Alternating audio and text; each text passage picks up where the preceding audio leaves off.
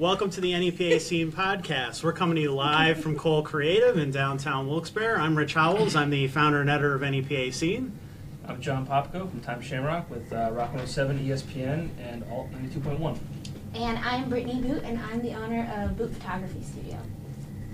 And we are here today with Scranton metal band Behind the Gray. Say hello, gentlemen. Hello. Hey, gentlemen. Hey, he followed directions. If you guys want to go around the room and introduce yourselves. I'm Will. I play guitar. I'm Dom. I sing. Mike, I play drums. Grant, I play bass. I'm Daniel. I play guitar. And we're here to obviously talk about their music and their new EP coming out called Treason, which you heard a little preview of just a minute ago if you were tuned in.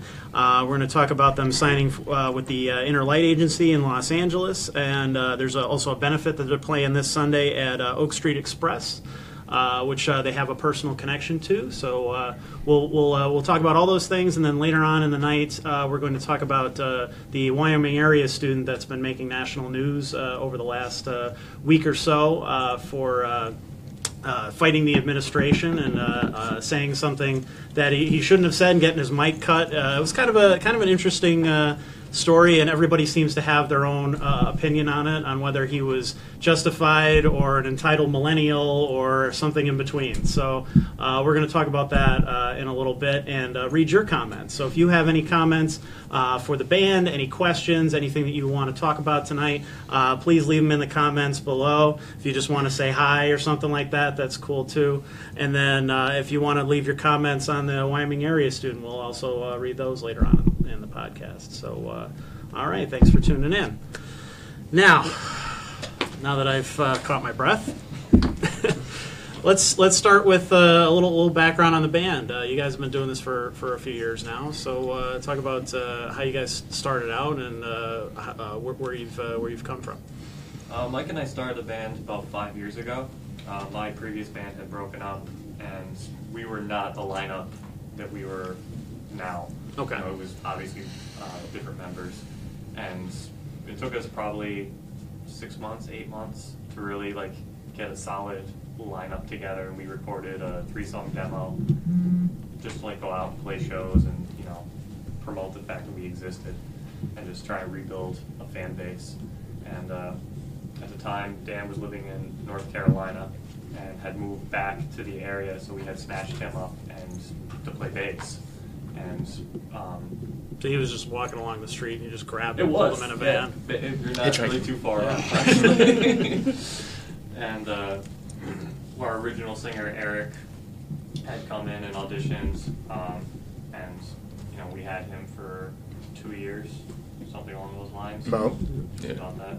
And then it's such a blur, it's hard to remember how everything happened sequentially. And then Wonder why. Hey, he doesn't do anything. He's the sober one. Well, now. He's the dad of the band. Yeah, I've been sober for 4 years. That's necessary. Mm-hmm. Don't worry, we make up for it. He takes good care of us. I try. I'm the band dad. Great cuddler. It's vital. But basically, to get to the lineup that we are now, our bass player had left. Basically, when we had decided to sign with management, he said he couldn't really make the commitment anymore, and we had asked Grant if he was interested, and he decided to join. And we had got Dom a year ago today. Yes. 1 year today. Is it? Yeah. Happy birthday. I'm going to say that we planned that. Yeah. Feels like a lot longer. Do you guys want to touch base on that at all? Obviously, people listening or watching might not know, but there was obviously something that happened where you came into the picture. You don't have to talk about it if you don't want to, but obviously, It's funny how things worked out, because initially I was in a band when they were searching for a vocalist before they had Eric, and these two had both messaged me continuously to come down and try out, but I was kind of, had my foot out of the door of this band I was currently in, and then of course they got Eric, the band I was in split, and then, sure enough, once we found out Eric was sick and couldn't go on, I still kept in touch with these guys, still played in other bands with these guys, and then sure enough, it was deja vu all over again. The band that I was in had just split up, and sure enough, these guys were like, hey, and I'm like, all right, well, I guess, the time is right, might as well do it. So, Yeah. and here we are. And it was like one of those things too, over the course of the year, 2 years, with Eric when he had gotten sick, he's like, if I could really pick like any two people to replace me, it would probably either be Dom or our friend Johnny Jones. And that was the two people we had talked to come down and like fill his shoes. And when Dom became available, like we just jumped all over him. And how has it been different with the transition? I mean, was it seamless or was it? One of the songs on our album, We have a Seamless. song You called joke. Seamless, so we have a rule in the recording studio that we go to. Our producer has a bell that he rings every time you make a pun using a song title. Actually, no, so the bell kind of goes off a lot. Like we've known Dom forever, and he's such like a great guy. Like this is the first time we played in the band and had to write together, and it was really seamless and effortless. Well, we used to practice next to each other for a Yeah, while so we too. always So hung out, like, he'd always be there hanging with us, and actually some of the new songs we have, I think I remember him coming in with his band, and we'd show them new riffs and new songs, and Yeah. nothing ever became of those until he came in the band, and just You say practice together, like with the same building? Like, Yeah, it was like a rehearsal Yeah. building. There was so there was like 4 4 or 5 rooms. bands. It was actually Yeah. ironic because his previous band, Grace's Downfall, practiced across the hall from us. One door down was Dom's band, and the next door down was Silhouette Silhouette Lies. Lies. So we all just played, and we always usually had the same practice schedule. Yeah. So we were all usually together. so it'd be one day of a lot of noise. Yeah. A lot of walking in on people's practices and, Shutting their lights off. yeah. They had Cut a power. switch that was outside. So with you all being in previous bands, then are you bringing those experiences over to what you're doing now in any way? I think you do that with any band. With any, even if it's your first band, anything that you even listen to your whole life comes into it. Hello. We're adding more mics. That's Yeah, good. towards you guys a little. Yeah. Just wait till you Yeah. get on your date. That's horrible. It's fine. It'll be good. I have a nice I tell these guys all the time, like, from my last band, I learned a lot of things what, like, not to do. So, like, when I came in and Mike and I started the band, I'm like, this is going to seem kind of like weird and almost dictatorship way of doing things, but, like, I'm doing this for the fact we're not going to, like, fall off. Like, I know we've done this and it's not going to Yeah, work. you're not going to make the same mistakes Yeah, over like, and so over. let's stream past this, let's get past the bullshit and, like, get right to the good stuff. Sure. So, like, we've definitely learned a lot from other bands, a lot of what not to do, more than what, to do. It's a good thing, though. I mean, because who wants to, go and spend thousands of dollars, and put, 6 months of their time into something, and Right. And it was set to fail to begin with. Yeah. So if you could skip all that and go the opposite way, just build it up, the more positive way instead. And when I came into the band, it was nice because I've known Will for so long, but to have somebody as driven as Will, and in a sense hard-headed and business savvy, I would have to say, like, it made it so easy to be in a band and let the reins go, or let him handle everything. In a sense, Right. I don't do anything actually. You show up. I don't even have a microphone on stage. But he's as long as I've known him, he's always been very hard-headed, and in a good way, I think. Need some structure. I guess. Well, it makes for a better band dynamic because then a lot of times, like, we don't fight over stupid things. Like, if one person, has a creative idea, we just listen to it. We approach songwriting that way, which is the easiest thing for us to do when it comes to the business times and money gets involved. A lot of ugliness kind of comes out. So if you can just kind of put down, we should do A, B, and C. A has the most potential to succeed. B is probably what you want to go to do, but this is the default of what's going to happen. Like, this is going to be the downside. Right. And then C is something we should just ignore completely, but we need to put it out there just as an option, in case. So it makes for a better, relationship because we're 5 guys that have to live together, more than we see anybody else. We travel constantly, so we're always in a van. We're always spending days upon weeks together.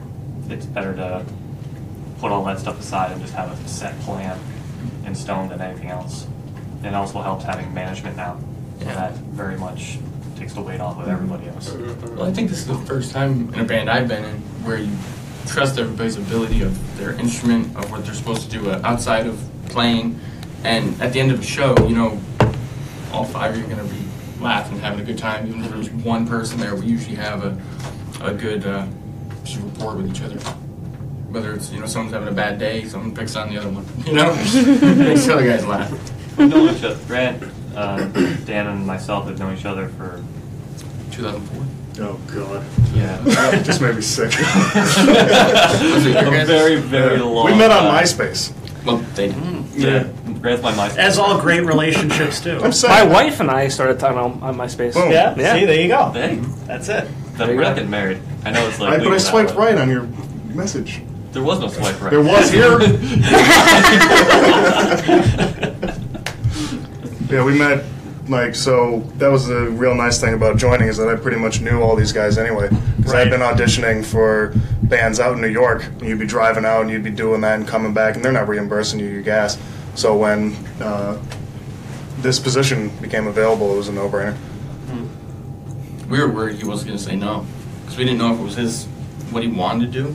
Sure. We had a solo album out and everything, and he was really focused on that. And then he was doing like the hired gun thing. He was playing with a lot of like country bands and metal bands. He was doing a lot of session work. So we did a lot of that, and like The country was. I think we put like a list together, like 3 or 4 different people like we would like to have in the band, and like who was available. And I was like, I don't think Grant's gonna really do it. And Dan and I were driving back from practice. He's like, just call and ask him, just as a friendship thing, just so he has the ability to say no. So like we do get somebody. He's like, why didn't you ask me? So we I call him like, do you want to do it? He's like, yeah, I think so. Just let me think on it. I'm like, really? All right, cool. Well, yeah, I mean, we've covered your solo bass thing a whole bunch of times before, and that project is so different from being in a band dynamic. So how, has it been a transition to get back into that, or is it? No, just because of all the fill-in stuff, and even I don't like to do 2 projects that are the same. So I have the solo, I have the country that I was doing, and then this is metal. Because then you have all those experiences, things that you're not used to. So then if there's something that you are used to, it's not a curveball. You've done it. You've got more of a repertoire, so there's less chance of being blindsided by whatever you're going to get involved in. So yeah. Plus, like I said, the hardest part is the relationship. So just the fact that we all knew each other, you can fix talent already. You can't fix if someone's a jackass. So just the fact that we all get along is the fight, Yeah. Well, that's people always used to ask me, why don't bands last?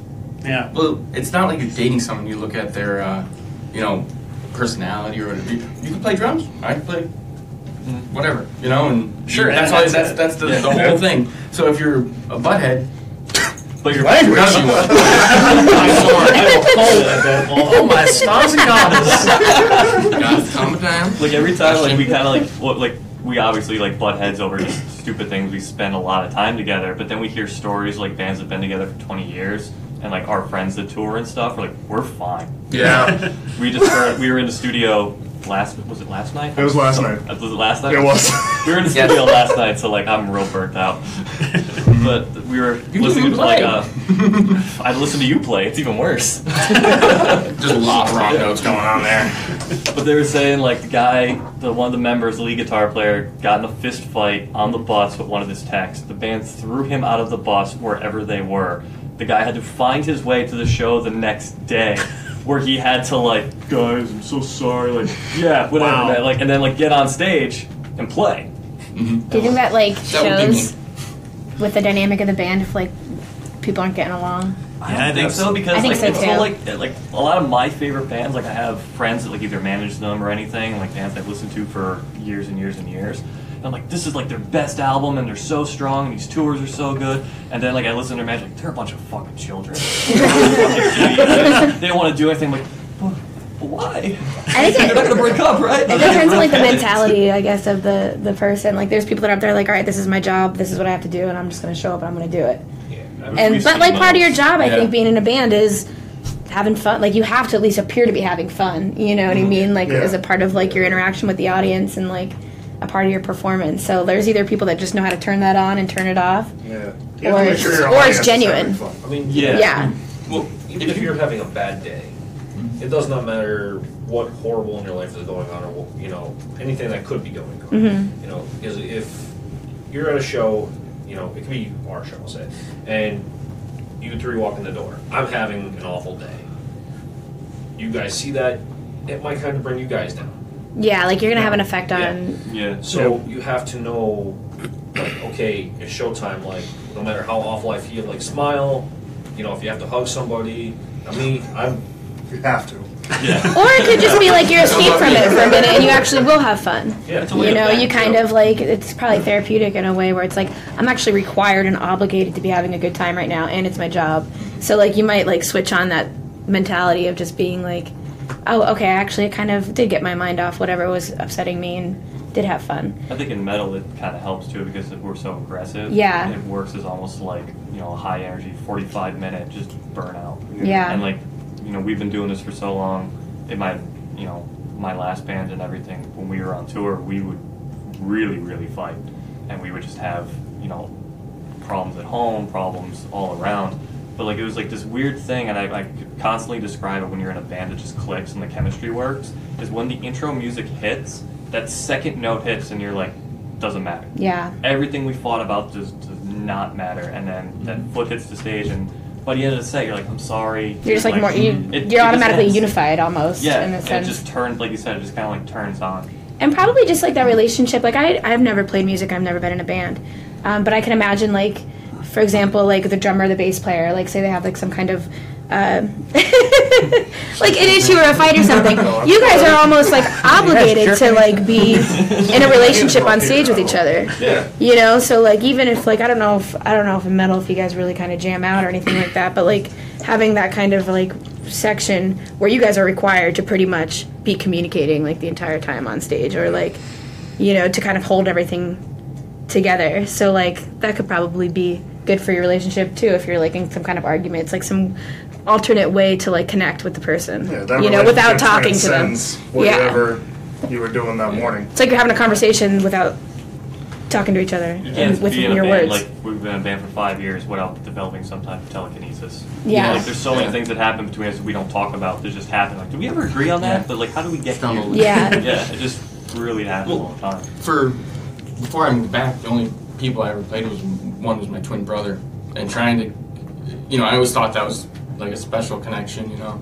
And I joined this band. I'm like, Will, why? He played with my twin in his last band, and he's got that same thing now, I think.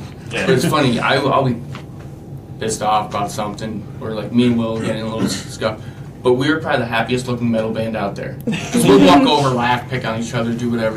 We smile more than I think we frown. Mm-hmm. But I don't know.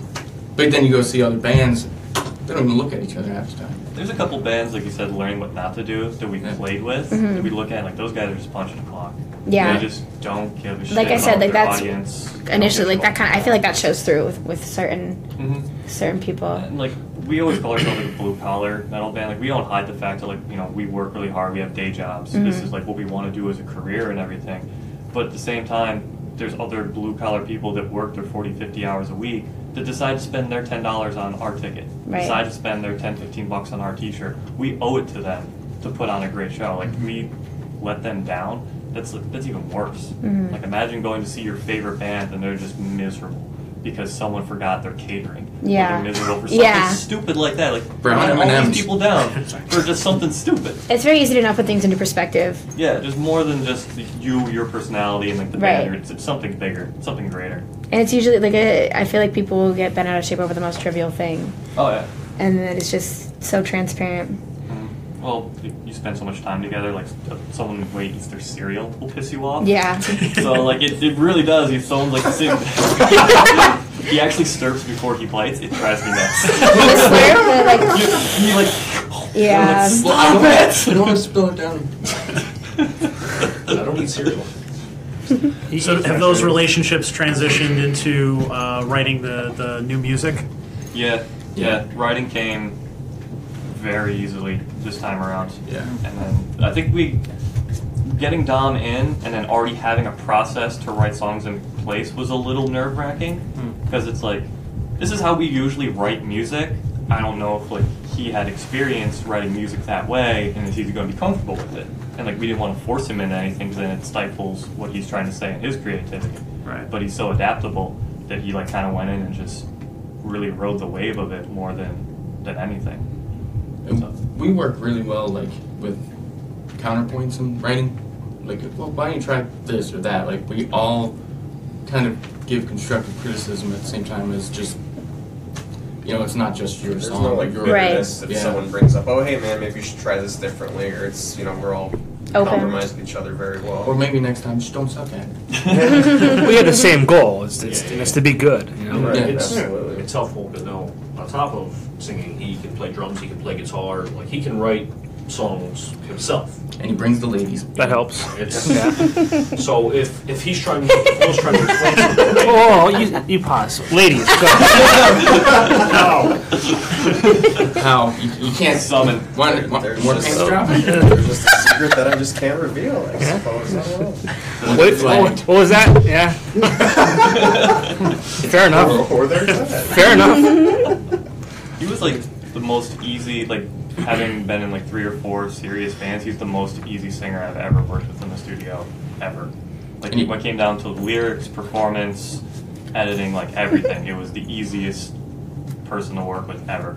And he knocked everything out pretty quick too. Yeah, I mean, I've been in a recording studio since I was 13 years old, so I'm kind of just, Show up and do the thing. yeah, you know, like I'm just so used to it, and like Will said, I'm very adaptable with everything, so I'm not like trying to say it comes easy, you know, like there's always some sort of challenge, but Yeah, he's got no ego, and I think that's why it comes easy for him. Because he's not putting himself in front of everything. He's putting, like we all do, kind of that whole of everything. You know, Song is what here's matters the something. most. Yeah.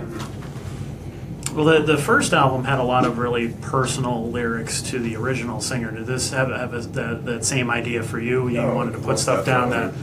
that you know meant something to you personally. oh, absolutely. Absolutely. Everything I write is obviously through life experiences, you know, just things I've experienced personally, things I've witnessed, things I want to write that people could relate to, you know, more specifically than anything else. So, yeah, my writing is always very, very personal, and I try to not rush anything. Like sometimes it could take me 2-3 months to write lyrics to one song just because I want everything to be like I'm a perfectionist, especially when it comes to melody and lyrics. Like I need everything to be intact. Now, the title Treason, is there a specific reason you chose that word? I mean, obviously that's in this political climate nowadays, I think a lot of people immediately think politics when they think of treason, especially Right. lately when you know you have our own president is on trial now. So is that have any effect on that, or is that mean something to you personally, but not any of that stuff? It's more or less like I guess a combination of ideas, if anything. I mean, Treason is the title track single that's going to be on the EP. The EP itself really doesn't have a set theme per se. It's more or less, you know, like I said, like, you know, things that have happened to me personally, or, you know, like life as I was writing the lyrics of this EP has been a very big roller coaster for me. So it's almost like it's the only way I could really explain it, like lyrically. The entire EP is dark, but it's also positive in a sense. Like it's more or less, instead of like beating myself up over life experiences or like shit that I've gone through, it's more or less like, you know, trying to like inspire not only myself but others to pick themselves back up out of shitty situations and, you know, just keep on trucking, so to speak. That was something new to kind of get used to, because we were at the tail end of, you know, recording the CD as Eric was getting sicker, Right. and then having Don come in with like more of a positive attitude, and that being reflected in lyrics and reflected in the music. You know, it was something very different to get used to, and something that I was very thankful for, because you don't want to you never want to make like a sequel. You know, you don't want to just kind of keep dabbling in the same subject matter. Sure. But like, it was very cool to, like, I have my own personal real meanings for all the songs that are different from him. But, you know, it was very, you know, uplifting to feel that positivity kind of pushed into the band. That's like one thing too. Like I really like when people are just like, oh, like, you know, like what is this song about, or what does this song mean to you? It's like I would rather have other people kind of have their own take on it, make up their own interpretation. You know, like that's kind of always been my style of writing. I don't really necessarily stick to like one topic, even in one song. I kind of just want to stir the pot a little bit and have, you know, the listener be like, oh, hey, you know, I think this has some sort of meaning in my life, or I think I could relate to what this guy's trying to say, sort of thing. Like I can't really say I have like a steady subject matter in my material. Well, let's read a few comments before we get back into to our questions. They're all positive, so I believe it. let's see. Bill Brooks says Dom Vito is my favorite frontman. Right on. Thanks, Bill. Justin Everett says congratulations, Dom, skilled all the way. Thanks, brother. Katie Evans says Abby and Grant need a face-off or just a duet of awesomeness. Let's see. And Abby responded and said, I vote duet of awesomeness. All right. Mark Yurchek says, best podcast in NEPA. So thank you very much. Appreciate that. Let's see. Brianna Noel says, so proud of how far you've all come. And Andrew Dury says, I booked you guys at the bar I used to manage. What's up? You guys are fucking awesome. And Theodore Weiss says to ask you guys about your favorite place or places to play. Do they have to still exist? Not necessarily. No. It's kind of fun of talking about NEPA is It's past, present, and future. Yeah. That's true. Staircase will forever have Yeah. Yeah. one in my heart. Growing up playing. I actually left my own graduation party because I booked a show to go play the Staircase. I left like 150 people. I was like, hey, have fun. I'm leaving. And that was when he graduated kindergarten. Yeah. He was drunk, man. The place I miss playing the most was Tinks. I love Tinks. That was like my first local experience ever because Lifer was doing the board video shoot, and I was in that. Oh, were you really? Yeah, dude, it was like the first local anything I'd ever seen. Cause my girlfriend and her brother were going to it, and they had like a ticket or whatever. So I went with them, and I was just blown away by these guys are from my town. Yeah. Like, oh my god. They were great. Oh man, it was so darn. And then they were on that. MTV thing. Yeah, the MTV Battle of the Bands. Yep. Freddie Fabry shared that from like a YouTube video someone posted. Did he? Yeah, it's on YouTube, and I was like, oh my god, they're so baby faced. Yeah. They were just killing it then. But I miss that. And my favorite place to play, I guess now, would probably be Sherman Theater was awesome. O'Connell's in West Virginia was a blast too. That was cool. The Stagehouse in Maryland is awesome too. The V spot. I was gonna say V-Spot. Yeah, local V-Spot is awesome. Yeah. Made some home. staff. Yeah. Vinny and all those guys make that place home. Vinny's a good dude. Yeah. He's an amazing guy. Yeah. Such a good dude. He His loved- phone calls to book a band are the greatest thing. Yeah, dude. They I go used for to. hours. We would do business together for the radio station, and he'd come in, and him and Frank, or he'd just bring in him and another guy, Just and for promotions. yeah, just record the stuff for the commercial, and they were a riot. They were a riot. Vinny, get back on the radio because they're funny. Well, that's what he said a couple of years ago. Is if you take all of Vinny's radio promotions and just put them on a compilation CD, it would chart higher than most national bands. I would buy them. Yes, Yeah. I would buy that Yeah. because it's so hilarious. You should sit in there with him and Frank or whoever. Vinny, I did be one on the last- phone with him. were you there? I did one with Yeah. him last year. And, I don't know how he's so quick and so funny. It's well, then we were doing a radio interview down in Virginia with Bob Rocks, live on air, and he called me. I don't know why I answered the phone, but I did. And just wanted to talk about tyrants. Okay, yeah, let me give you a call back in 5 minutes, 10 minutes, and he just would not get off the phone. And as I'm trying to convince him, he's like, "Well, just give the phone to this person. I want to talk to them. I need to you have all of our numbers. Call us in 20 minutes. Just half hour on the phone. Just." My favorite podcast episode is the one with him and T. Yes. We call him the sharpshooter or the sidewinder. I don't remember. Me and the Sidewinder here got into business about 20 years ago. Oh my god. That was also the longest one we ever did. Good. Because those guys would just go Yeah, on you and just on leave and on. them You on can't the roof. stop them. You know, they the cops shut them down. The first time, one of our first EP that came out, we played with Ashfall at the V spot. And at the end of the night, Vinny's just letting drinks go, and me and Johnny Jones were there, and I was still drinking at the time. Yeah. We left at 6 o'clock in the morning, and like we just walk out and we're like, "There's sun," and I just look at and Johnny's just like, "I didn't call my wife." I don't know where anything is. Like, oh my god! And he's always about that. So he just wants to talk. He wants to hang. He wants to know everything about everything. Yeah, that's true. I saw him one day in Dunmore at the liquor store. I went to get, I don't know, soda. Liquor? No one goes to the liquor store to buy soda. No one goes to Hooters for wings. I don't think they have soda there. There's a machine outside. Okay. No. They have No, but I guess me and him sat outside talking for a while. Didn't realize how long it was. It was probably an hour and a half. Had no clue. I got home like, it took you an hour and a half to get wine. Okay, it was wine. Who is she? I just call her B. I like her spot. Well, you mentioned Tinks. You guys have a show coming up at Levels, which is essentially the Tinks redone and everything in July, I believe, isn't it? Yeah, July 20th.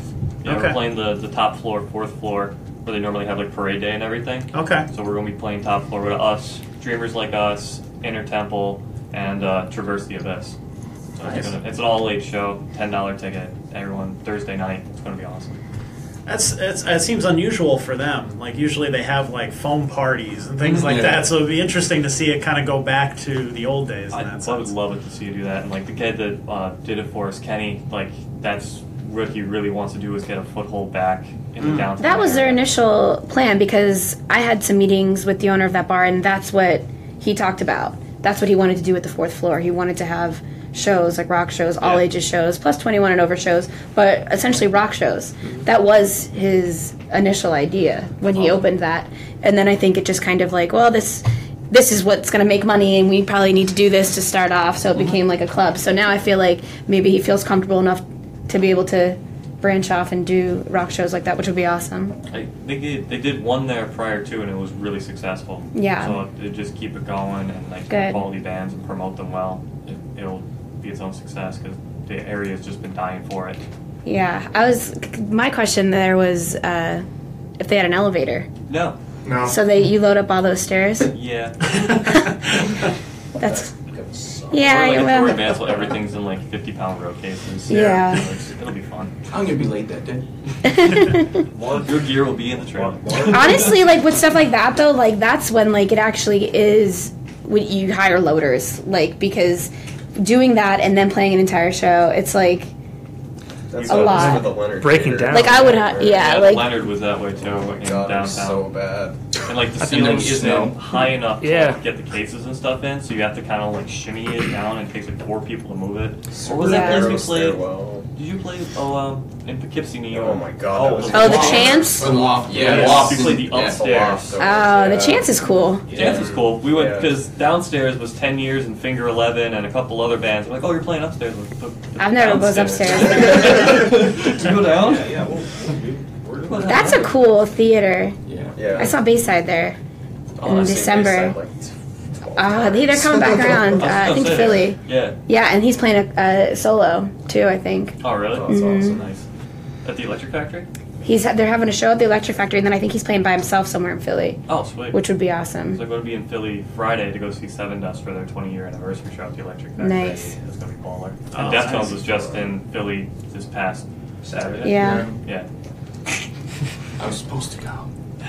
I was in Philly. Yeah. I was not at the Deftones concert. Raptor my ticket.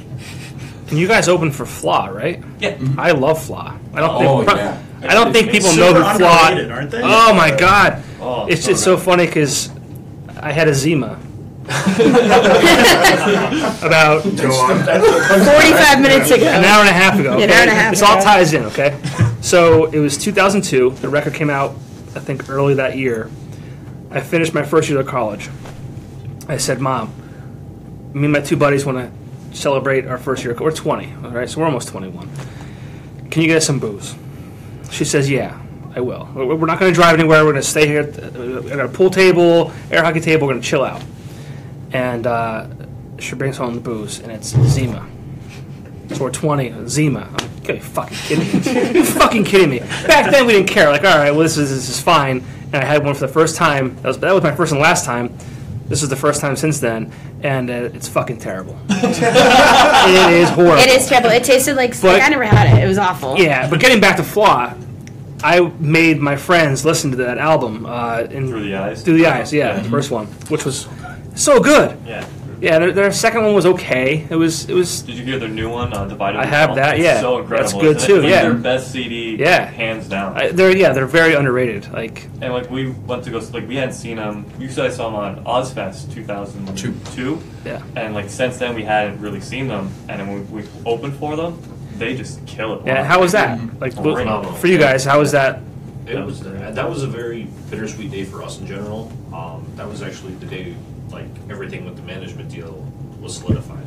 We had loaded in and we were just waiting to play, and it was hey, this deal's done, you guys are good. So we were already in. We had a month of negotiations? Yeah. We had a month, maybe 2 months of negotiations before we ever announced it. We were just going back and forth to work out details, and there was a lot of stipulation with it. And we already known Steve was going to be leaving the band. So it ended up being like I said, real bittersweet, because that was his last show with us. And we just got the official hey, we're going to sign with this company. And then we were opening for Flaw, who we were all very good friends with, and we met Righteous Vendetta that day too. Yeah. The guys they were on the tour package, and they were they're one of the best live bands I've seen in 10 years. Just hands down, the most energy, sound incredible, and they're the nicest dudes. They play 150 shows a year, just killing it. They're on tour right now with Hell Yeah. No kidding. And Sons of Texas, but they're doing all sorts of insane things. I know they just shot a second music video in Cali last week. Did they do Rock on the Range or doing Carolina Rebellion or something like that? They did all the runs this year. Yeah, they did the big festival run this year too. And then now, because we were actually talking about a lot of the Ozfest bands as of late, and we actually just confirmed we're playing with Motogrator in Harrisburg. Wow. Yeah, on Halloween. So we're doing a Halloween show with Motogrator down in Harrisburg. So we're actually playing with a lot of those bands, which is awesome for all of us, because a lot of us grew up with that.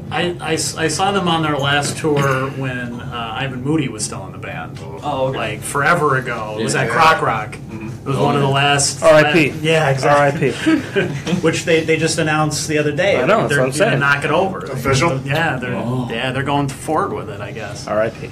Yeah, but I guess there's literally down the street they're going to build a brand new venue. I heard that too. Yeah, the Sterling Hotel and everything was. That place was big. Yeah. There's. I'd actually like to make that my venue that I miss. Sterling. I had so many terrible experiences there. Me too. Okay. So I had to say experience. Yeah. You pay your dues. That was rough, man. Those were some rough shows. Especially the showcase shows, where the promoter would just book 20 bands, and it was 2 stages and there's 2 bars. Yeah, it was a bar and stage, and then a wall, literally, and then there was a bar and a stage. 2 full stages on either side, and he would just So are you competing essentially? One band would play as soon as you were done. Next band would load on. Yeah. Okay, and you would just go back and forth all night for 20 bands, half-hour sets. So the crowd would roll through just a door. Right. Thank you, good night, and then you just hear through the wall because the next band started next door, and then you'd walk through. Oh wow, yeah. That's so weird. And you hope That's how. Have you ever been to Rockwood Music Hall? That's how Rockwood is. You ever been there in Brooklyn? They have 3 little bars right in a row, and it's just they just have half-hour sets all night, and you could go. Okay. There's different entrances, but one of them's connected without going outside, but it's 3 right in a row, and it's just all night. Oh, Concert for a Cause is like that now that I remember. Back and forth. Yeah, because I remember that was real weird, because we would set up and Asphalt. You guys played that? Oh yeah, we played 2 or 3 years in Absolution. Yeah, okay. And I remember Asphalt playing, and the whole crowd just did this. And just turned around, and they were just right there. I guess we're going. Because we played the ballroom, and then we did the acoustic shows in the... Evolution. No, the other one, the Streamside. The Streamside, yeah. Yeah, we did acoustic shows in the Streamside when the river was still going. Yeah. Yeah, we did a live stream with that. Did you guys play? You must have Nightcaps. Oh yeah, because that was a cool place too. I had so many bad shows there that I was just the stigma. It was a great place. I loved playing it. As soon as my foot hit the stage, it was the worst guitar night ever. Really? I just fretted every note bad. It was just every cables would just go dead. Rigs would fall over. wireless was good. Everything that could ever go wrong in every show I played at Nightcaps. Even like CD release was always there. That was the Cafe Metro for me. The Metropolis. Yeah, kind of. Nightcaps was where Jay fell off the stage, right? It was Club Access at the time. Okay. Face planted. He was in the back room or whatever, and there was lights on. And he shut the door, and he couldn't find. There was steps in the front at that point, and he couldn't find them. Just boom. And us bandmates laughed, and everybody else was concerned. Right. But we looked like a bunch of buttheads. Nightcaps is now Honeychilds? No, that's Nightcaps is nothing. No, that was What is Nightcaps? Corkscrews. Corkscrews. Yeah. So then, what's... Nightcaps is in Edwardsville, right where the Price Chopper And is. it's nothing. Okay, then I played tap there. up. I You never never played played Was I'm thinking of Honeychilds. Jitterbugs, Club XS, and then something else, I think, in the middle there. Yeah, that was pre your time. Yeah, it was Nightcaps was the last. Last it was. Yeah. Because I think it was like the Panacea. No, Panacea didn't do their CD release there. Owens Grudge did their CD release there. Okay, Yep. yeah. And like the Black Orchid CD release. Yeah. Panacea played a few shows there. Yeah, They were there a lot. Because Yeah. they did their CD release all in Berwick all the time. At Peppers. At Peppers. Yep. And I hated the drive going Yep. all the way out there. But like anytime they See played it- Nightcaps, I was close. At the Weekender, we did a bus trip. Oh. Okay. Yeah, so we just or not. No, I'm sorry, we didn't do a bus trip. I took a limo.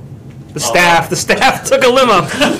Sorry. Yeah, You know, back when they had money. Ah, it's trade, bro. Trade. It's all trade. That's right. All right, so the you sign with the Inner Light Agency now. How does a management deal work for people who are not in this business, who don't understand how things like that work? What do they do? What do they do for you? What is the benefit of you guys as a band to work with For us band like personally, it's a lot different than it will be for other bands. A management agency and their company tends to be whatever the band needs at the time. So for us, when we started like talking and negotiation, a lot of it that we signed with was for artist development. What we thought we were a lot like solid on, he did not feel that way, and they had monitored us for 9 months. 9 months to a year. 9 months to a year. So they had a copy of Tyrants when it came out, and it was just about a year later when they had contacted us. So they were stalking you this whole time. That's the way it should be. It's the way it always is. Because when a management company, we've been approached by other managers and people, and like they don't know anything about your band. They just know your name, they know your Facebook likes, and they go, "These guys will pay me whatever, or I'll take a commission, or I may or may not know somebody." A real management company goes, "I think this band can be developed into something. I think I can shop them to labels. I think I can shop them to booking agencies, publishing deals, licensing for like video games, music, TV shows, stuff like that." And just kind of goes with their Rolodex of contacts that we can mesh together and work. And that's essentially what Damon's been doing for us now, is the first thing they needed from us was new music with Dom, first and foremost. And that had to be, well, yeah, we had Grant. That Which was they didn't know about.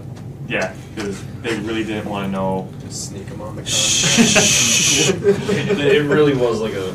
It was a very hush-hush Signless thing, because and- we had just replaced our singer 6 months prior. He's too. good. We promise. He's good. Well, they don't really care about if they're good or not. Like when Damon told us, the labels don't care about your band; they care about your fans. They sign your fans. They sign what culture is around your band. If a label feels that there's inconsistency in the lineup in the group, they're not going to slide with you. So if you have a new member every 6 months to a year, no one's going to approach you because they're not going to invest something that may not be here 2 years from now. Because album deals are not like normal contracts; they're based on units. So you may have a 2-album deal, a demo deal. If you cannot fulfill those 2 albums, you're not going to be around to do it. The label loses money, Right. they have to drop you, and they mark you as a loss. See what I mean about communicating without talking? Yeah. Or rhythmless section. Yeah. But for us, it's a lot of like fine-tuning, tightening up the live show, getting the polish put onto the band, and then putting us onto like these bigger shows too. Opening for Flaw, opening for Motograder, pushing for a tour, and then shopping out the new material to all of the industry people that we've talked to. So what would you guys say is next for Behind the Gray? Next is the release of new music, which is awesome. Yeah. Do you guys have any dates set yet or anything yet, or? The EP will be out in September. No date yet. Single's going to be coming in a couple weeks. We're mixing right now. Like we have maybe like 2 more songs that got to get mixed and done that we're sending out to get mastered. there'll be a video coming out within a couple weeks. So we're just kind of waiting for the rest of those things to fall in line. The new music is number one to come out and really show like what we've been working on for the last 6 months, 8 months, year. Now, we also want to talk about the benefit you guys have coming up, concert for Casen. Now, can you tell us what that's for and what your connection is to that? It's actually for my nephew Casen. He has infantile syndrome. He has uncontrolled spasms, and every 2 weeks they have to take him to Philly. There's no doctors in the area. I'm trying to think. I think it's like 1 in 700,000 or more. Like it might even be like a more rare number. So basically, every 2 weeks they have to take him down there. My sister-in-law can't work. She's a teacher, so somebody has to be with him at all times. He's 10 months old. Right. So there's choice there. Yeah, it's affecting his development. Like he can't even like hold his head up himself. Like there's just a lot of things, and then if something goes wrong, they have to rush him down there. So it's calling off work. It's anything and everything to the point where for I gotta say a solid 6 months, nobody outside of my brother and sister-in-law could be around him. Jeez. Like he couldn't bring him to Thanksgiving dinner, just stuff like that. There's times where if he gets to a certain point where they have to keep him out there, they actually have to mail medication to the house, and somebody has to be at the house and take picture to prove that the medication is at the house before they'll medically release him. Wow. It's just a constant build up of bills, and just not being able to. It doesn't matter how much money you make if you have to take a trip. It just builds up and builds up and builds up and builds up. There's no catching up, and with one person not working, it's just never-ending battle. Yeah. It's a huge speed bump in the road. I've seen people go through it, and it's overwhelming, and you need all the help you can get. Absolutely. That's why, because at first they didn't want any help whatsoever. They told us right out, they didn't want it out, and it was. I fought with them long and hard on it. That's hard. Yeah. It's obviously a difficult situation to deal with, and then you don't want to put the burden on anybody else. Yeah.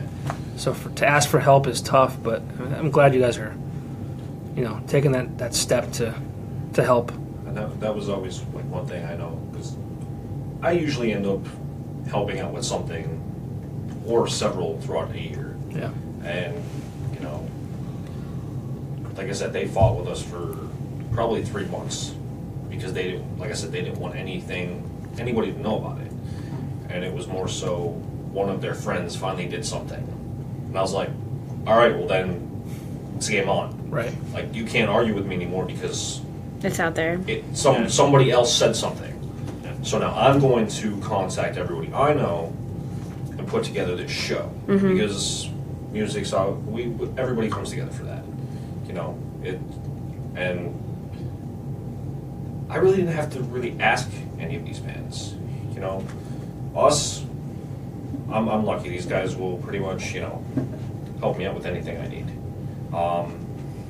Better Than Bad, I was with Jeff and just happened to be talking about it, and he was like, we're in. That 90s band, they're a casino band. They do the V-Spot and stuff. Yeah, I know Gerard, he's awesome. But I messaged Scott, who was a good friend, and he was like, well, we don't normally do. I was like, but he also used to work with my brother. So I was like, listen, this is a benefit for my brother's son. And he was like, well, it's for you, and I know your brother, so absolutely. Mm-hmm. I got London Force on board, Jackson V. He's part of the reason I got into music. So he's always, he's been a friend of the family and always been all about it. And Riley, I've been helping out with a lot of different music stuff, and she's relatively new. She was Best New Artist last year. Yeah. She's doing a lot of good stuff, so, and just hanging out with her, so it was kind of like, hey, I'm doing this thing, interested? put it together. So when is it? It is this Sunday, June 25th at Oak Street Express. It's a $15 cover, but that will cover your music, food, draft beer, and draft soda all day long. Wow. Yeah. It was supposed to be all ages, but that just changed today due to other things happening. Are you in raffles? Yes, there's going to be raffles, baskets, 50-50s, pretty much anything you can think of. So it's now 21 plus, and it's just going to be a all-day deal. It's from 2 to 8:30, music all day long. It's a Sunday. What else do you got to do on a Sunday? Yeah. No Is that on the stage outside? It was supposed to be. Now it's on the inside. Other side. Okay. That's a cool spot. Yeah. It's a good time. Yeah. I actually grew up right down. That's where Grant and I met. The gas station Yeah, at the bottom you of the can hill. look down the street and you'll see the gas station where this friendship developed. You guys outside rolling dice and stuff, or what? Oh, you will? Yeah, okay, let's music. I think it was more like, hey, you have a bass in your profile picture. Do you want to meet me at this shady gas station and come to my basement? Yeah, I said, sure, I'm young and impressionable. There we are. And it worked. Well, that's very cool. Best of luck Thank you very much. on Sunday. We'll see if there's any more comments. Benjamin Moyer says, Ben from the New Rain says, what's good? You're all awesome. Those guys are insane. That is like one of my favorite new bands. Every time we play Virginia and Maryland with those guys, Coolest dudes. and they're so good. Nice. Is It's that like, Dino Mosh Band? Yeah. yes. Yes. Yes, we played O'Connelly's and I put on a dinosaur outfit and I went in the mosh pit while they played, and it was one of the most fun and dangerous experiences of my life. See, Tom Godin says, who let Dan speak? Really agree. So we got the album for free now. He said you thought you were supposed to wait in the van. We tried. He just. It's too hot out, so there's like those. I keep laws. cracking the window for him and he escapes. I don't know. Well, Zach Hammond said, who let Grant out of the van? I saw that one. We love And Amanda Marie says, can't wait for Sunday. Thank Cool. you. It's going to be a great day. Yeah. Come hang out, eat food, listen to some amazing bands. And then us. Yeah. All right, so is there anything else you guys wanted to touch on before we get to the last word? Stay tuned to our Dan, comment? Thank you for having us. Yeah, Thanks for being here. We're actually like really big fans of the show. Yes. Like every Wednesday we watch it. Oh, thank you. Appreciate that. That's awesome to hear. Really be on it. And Yeah. it's awesome. It's just weird to think we have fans. I watched the Same Eric here. Pink one pretty regular too. Thought that one was really good. Yeah. How does it make you feel knowing that Dan sits at home in his underwear and watches you? Hey, it's Pretty warm special, out. actually. It's warm out. I don't wear underwear. Even I was better. giving you the benefit I of the got doubt. I got NEPA Scene and a video game. Well, we got T-shirts. Maybe we should print underwear. Printing Casen underwear. That's fun. NEPA and Scene on the back. Yeah. There you go. It's going to be a really little NEPA. Oh, end it now, Rich. All right, moving on. Yeah. All right, so we want to talk about Peter Butera, who is the valedictorian and president at Wyoming Area High School's class of 2017. Now, he made national news just last week. On Friday, he got up to say his graduation speech, and he was supposed to read off of a pre-approved speech, and he went off script and essentially criticized the administration for what he felt was not really preparing them for the real world, essentially. which Authoritative. They said they were too authoritative, and that things like the student government were kind of useless because they didn't ever get to make real decisions that had any effect on anything. That they were always overrode. So we asked, before, what you guys think. If you think he would stand up for what's right, for expressing what many students say that they were thinking, or do you think that he should have been more respectful and kind of stuck to the speech? He was. I thought he was respectful. His language was incredibly respectful. He was respectful. I think it's nothing new. I think that happens often. I've seen it happen myself. But the only thing with this is that usually they just kind of gracefully allow them to speak and allow them to express themselves. This time, they just didn't. Yeah, it so was that's interesting. why They it just cut became. the mic and Yeah, I've seen that done. reset. It's nothing new that a senior, especially a smart senior, is rebellious against any kind of. I mean, people become that way by questioning authority and by questioning their surroundings and their environment. Right. So it's nothing new what he's doing. What's new is that he was censored. Again, which completely backfired. Right. Because Well, then Prove this point. Yeah. Right after we said right. they don't let us get our point across. Yeah, exactly. Prove this point. yeah. But it essentially, I think, opened up a can of worms. Right. For that whole school, as well as other. I mean, was it a year ago or over a year ago? They tried to not fight, but express their views and opinions on the dress code, and they were just totally steamrolled. Like, this is what it is. That's how it's going to be, and deal with it. I mean, you can't. I don't know. I'm not. I can't. I'm not a student. I'm not an administrator. I can't really talk too well to that, but I don't know. It's a can of worms for them. I applaud rebellion, especially if it's an intelligent rebellion, and It especially was. if it's like a just cause. Obviously, what he was saying was a reality, and that transpired immediately after he started speaking. Right. So. My mom was a school teacher at West Scranton High School for over 30 years and she retired. And like the one thing that always kind of stuck around with her at the end was she really hated the fact that she wasn't able to teach kids things at like almost that higher level function of thing. You're always teaching towards a test. You're always Right. teaching Stick like to the script. Yeah, like 2 + 2 = 4. You don't tell them why 2 + 2 = 4. You just say, that's the answer, regurgitate it back to me and tell me what it is. Right. And then when you have someone who wants, like obviously this kid has some kind of higher level thinking, where he's like, why do I have to do this? Why am I being shut down? I feel like I have a valid point. And he may have a very valid point that we don't know because he was shut down. Right. But at the same time, like, I feel it's the school's responsibility to encourage that, but also have a rebuttal. Have a Be able reason. to come back and say, like, I agree, like, you have a very valid point. Here's why we do the things we do. And if both sides can justify it, maybe you can meet common ground.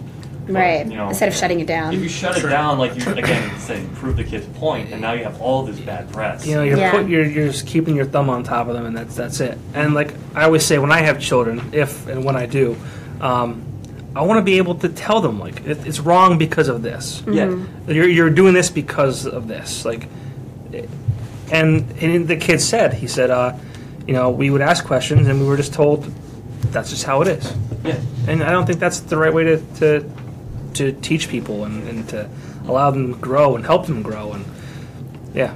A lot of people don't want to do what's beyond their Paycheck. pay rate. Also, Right. You Well, I know, think there's teachers- teachers. There are a lot of teachers that care. Oh, and they there's a go lot of great well teachers above out and there. beyond of what the structure of the lessons that they're supposed to be teaching. Well, they're also in a different time too. Like, teachers are now being kind of viewed and graded like a Yelp almost. Like you can now Yeah. and they don't want that. They don't. Well, they have the mentality like, but I don't that- need to deal with this shit. Well, right, but that also like makes you get to the next level. Like, I'm going to be good. I'm going to teach these kids well because now I'm being like there's a magnifying glass on me. So yeah, I'm going to step it up a little bit because Yeah. now I can be judged. They don't want to be judged, but guess what? We're all fucking judged. Yeah.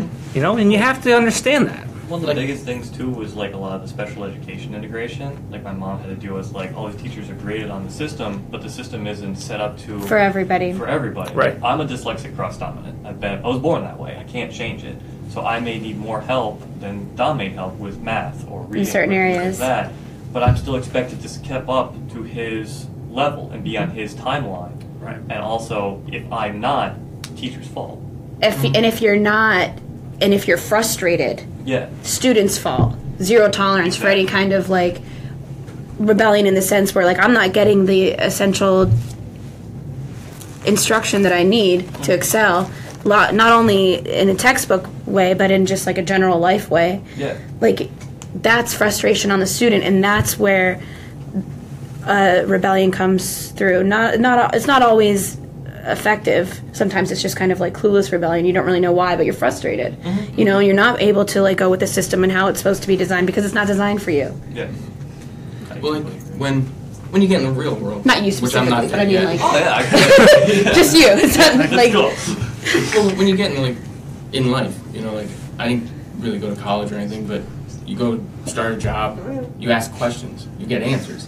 You're teaching these kids now not to ask questions, not to learn anything. You're teaching them just to be, well, that's okay, that's... Take your word for just it. do it. Yeah, yeah, absolutely. Well, why is it doing it? Like, Yeah. It discourages people to ask questions. Look, And that's They almost want you to be I went mindless. school, you'd ask and you'd get decent answers, at least more than half the time. I was in a job before the one I'm in now, and I was afraid to ask questions. I'm a fucking adult. I was like 31 years old, and I feel like I'm a fucking 2-year-old because I'm afraid to ask questions, because every time I ask a question, no, you know this, figure it out. It's like, well, I'm not fucking asking for fun. Breaking the law. Like, I'd rather just do it to make you happy, but like...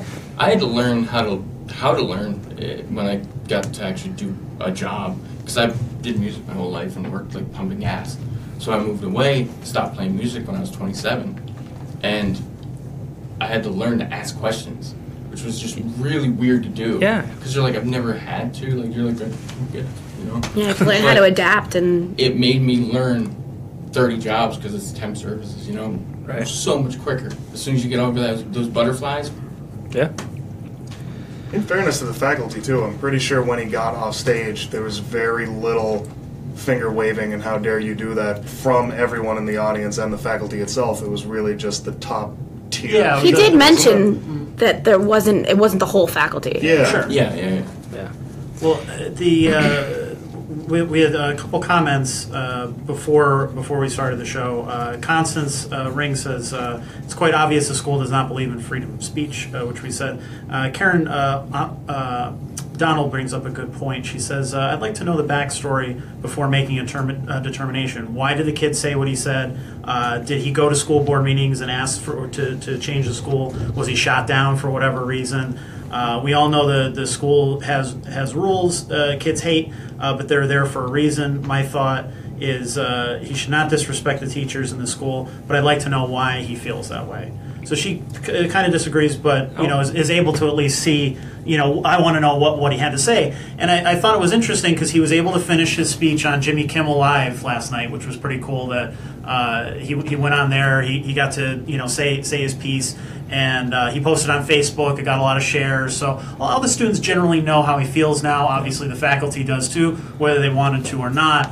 But that is a good question. It seemed that the principal in a couple articles didn't really specify whether or not he, was going to do anything about this, or what was he talking about? Because the speech, while good, I think was very vague and didn't really specify, okay, what specifically can they do better? Where do the issues lie? Being authoritative is one thing, and I could see why, as a teenager especially, you would not want that.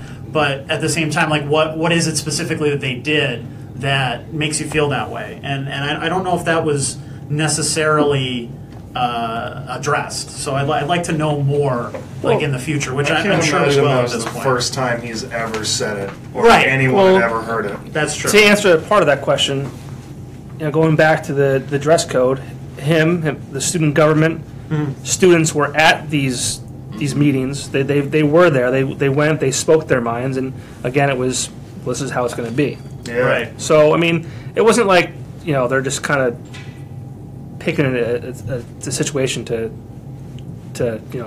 cause problems.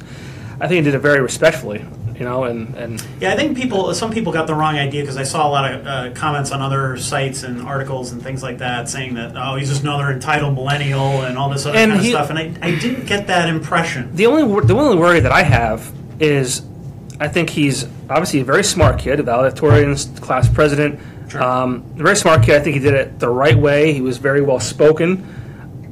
I'm worried that some idiot with confidence is going to think that standing up to faculty and administration is going to be okay, and I'm going to do it this way and be a complete jackass about it. Right. That's what I'm afraid of, because there's a way to do it, there's a time to do it, and I think he did it okay. I'm just worried about idiots.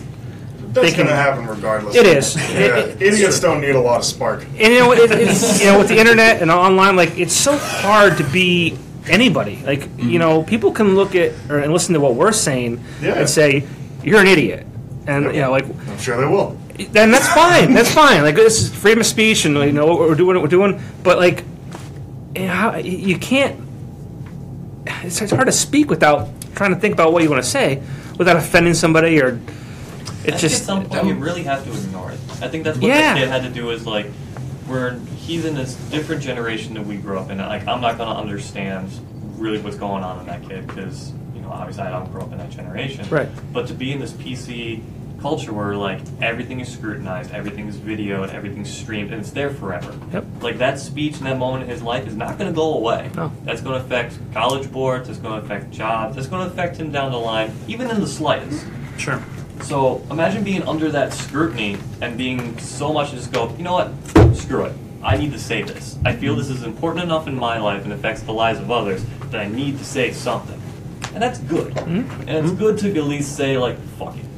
Just go out and say something, offend somebody, and just get it out there. And again, he didn't say anything negative, like really, he did it the right way, I think. Yeah. Well, I think that's where the vagueness might come from, is he was trying to be respectful, probably, and he couldn't without specifically calling somebody out. He didn't want to call out a certain teacher. Can you imagine if he was like, and you? Like, you're the biggest piece of shit in this room. First time on the NEPA Scene Podcast. C-word flies. And like the end of the end of the movie, waiting. Apologize. Yeah.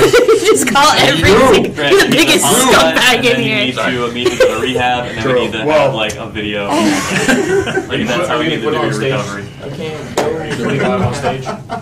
Just call everybody out. Just won't show up. Actually, every time I do quit on stage, they don't let me. We just got your mic. Don't cut Mike. That's hashtag shut the fuck up there. That's a thing. It's a real thing. I'm going to type that right now. It will link you to behind the Really, you'll see the history. There's Silent there's history. a lot. Stephen Brazen comments, you had schools in NEPA like Lordsmount and Northeast Charter who just didn't care. Teachers just collected a check. I don't know if that's the case here. I think he's from that area. I don't know as much background on that, but I would like. Obviously, now I think these people are going to be under a lot of scrutiny since this came out. And Joe Caviston says, PR 101, this wasn't a story until they cut him off. They made it a story at that moment. Yeah. Can of worms, that's what I'm saying. Yep, absolutely. All right, I think we covered it. C-word came out. Yeah. You did? We got said everything it. in. I'm there for You you. did? No, you weren't here. I'm sorry. I He just missed said it it. 2 seconds ago. You were right there. He said it to you. She was trying No, he didn't. It was right at you. Oh my gosh. He said it right in your direction. Jesus, Mary and Joseph. They're not here. Let's heal. And you know what's weird? It doesn't bother me when guys say it. Just when girls say it, it bothers me. I used to hate Is that it. weird? I used to, Doesn't it seem like more? Oh, like it's Doesn't it seem like more offensive for some reason when a It is girl just the says girls' it? bad. I used to hate the word, but now I kind of like love it. But like it's only. It's not for everybody. It's for like. I don't think I can get away with it's saying the it. way people use it as like a dagger. Yeah. They're like, that's just wrong. Yeah, but like they deserve it. But I've been Why? like, Okay, I've wait. been watching Yeah, I know Game of we're Thrones gonna wrap this so long. up, but also, why is it okay when British people say it somehow? Because it's funny. It Also, sounds that funny. British comedian who made it okay for people to say cunt. That's you know? Australian. That's Jim Jeffries. Jim Jeffries, Because yeah. they say C-O-O-N-T. He's a coont. It sounds It got a funny. little bit easier. It sounds funny. I suppose it does. I don't prefer think British I've cursing too. Yeah. I'd say Yeah. shit like Muppet. I think Yeah. that's the best. Muppet? Yeah, you fucking Muppet. Oh, the British way to flip people off. It's this, right? Oh, this. So, yeah. Yeah. That's awesome. That's weird. That is weird. Oh, Most of my family's over in England, so like, Really? yeah, you go over there and they, what was it? My favorite thing ever. My cousin was talking about we're all gonna go out to a bar. It's like, yeah, I'm gonna go home. I'm gonna get my clothes. I'm gonna put my slap on, and then we're gonna be out. I was like, What's the slap? What? what? It's like, then get my slap on. It's like, okay. I'm gonna get my slap on. What is that? It's okay. You slap makeup on, Right. so we call it slap. I'm gonna get my slap on. It's like that is the That sounds greatest hood. thing. Like, Yeah. I'm gonna get my slap I'm gonna get my on. slap on. Sounds That's like what I it. say all the time before. I'm gonna start saying It that. sounds like a domestic Baby, I got my abuse. shoes. Yeah, I'm gonna get my slap on, and then I'm going out to I'm meet gonna the say boys. that. My hubby's staying home, and I'm going out for a bit.